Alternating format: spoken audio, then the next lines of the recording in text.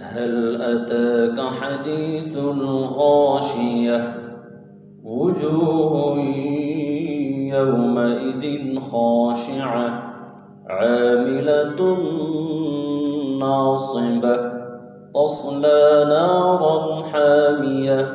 تسقى من عين آنية ليس لهم طعام إلا من ضريع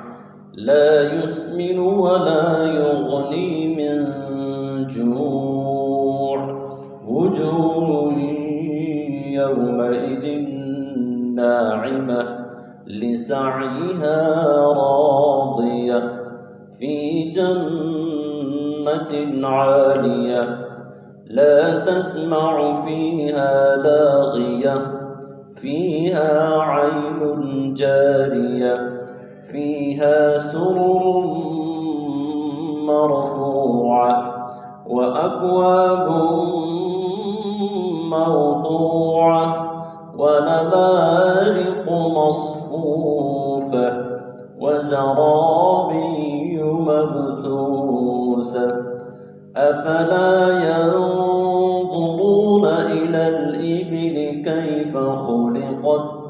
وإلى السماء كيف رفعت وإلى الجبال كيف نصبت وإلى الأرض كيف سطحت فذكر إنما